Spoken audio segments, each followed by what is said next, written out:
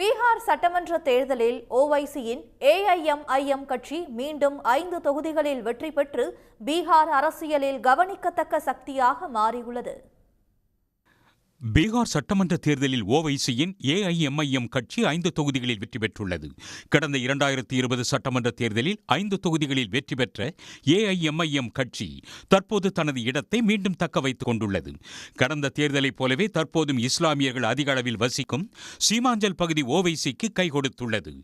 தேசிய அரசியலில் கவனம் செலுத்தும் ஓவைசி பல்வேறு மாநில தேர்தல்களின் போதும் தனது வேட்பாளர்களை களமிறக்கி வருகிறார்.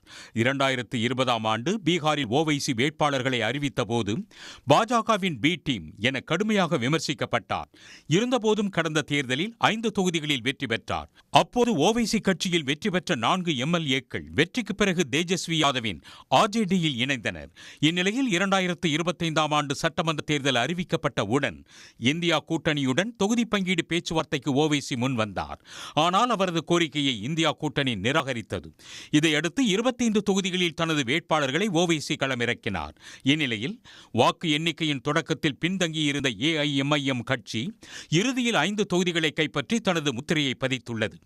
சீமாஞ்சல் பகுதியில் ஏஐஎம்ஐஎம் கட்சி 5 தொகுதிகளை கைப்பற்றியுள்ள நிலையில் இந்தியா கூட்டணி 3 இடங்களை மட்டுமே பெற்றுள்ளது. உடனுக்குடன் செய்திகளை தெரிந்து கொள்ள சன் நியூஸ் பெல் ஐகானை கிளிக் பண்ணுங்க.